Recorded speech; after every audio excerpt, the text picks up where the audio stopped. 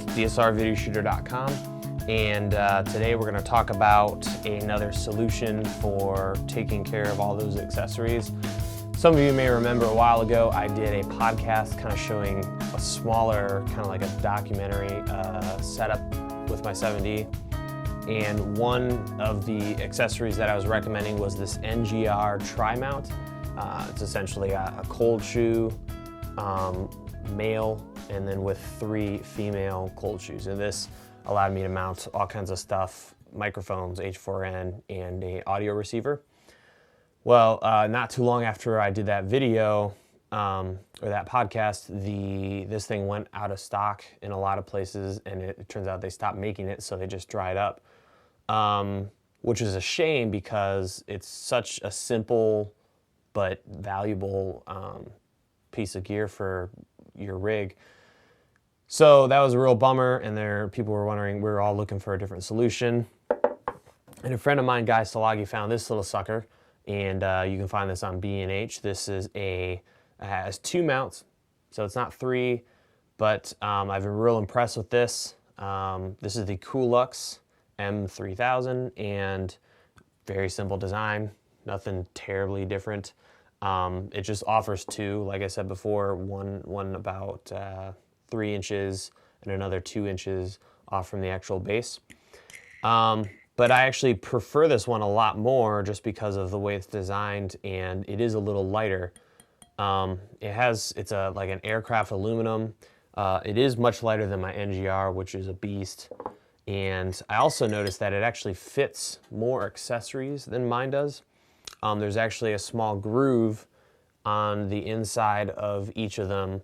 And a lot of cold shoe and hot shoe for that matter, have a small spot where you can then do like a 1/4-20, or they have electronics coming off of the bottom, like a flash.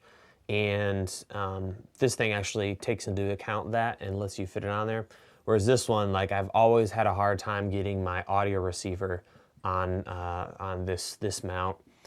So that's what's cool about this one, is it fits more things. But the other thing that I like about it is it's low profile. Now you notice on this sucker, this thing up here is like 7 inches off from the bottom of the camera. So by the time you get a mic, especially the Monster Rode, you've got all kinds of height going on.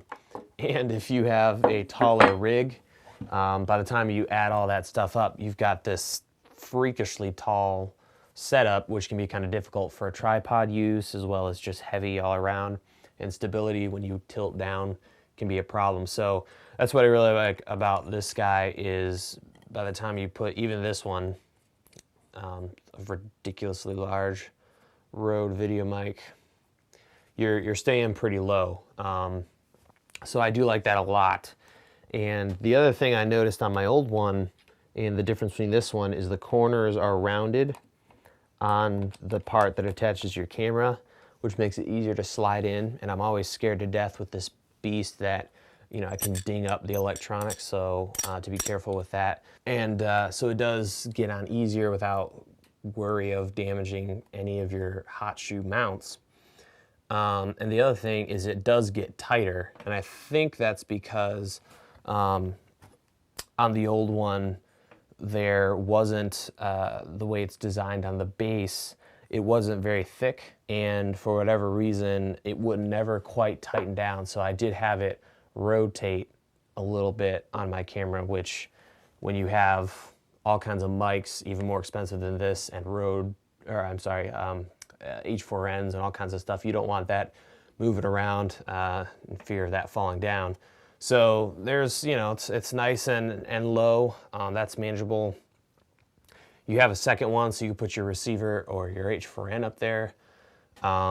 If you did want to have a third mount, I don't have one with me, but I'll link to one for you guys.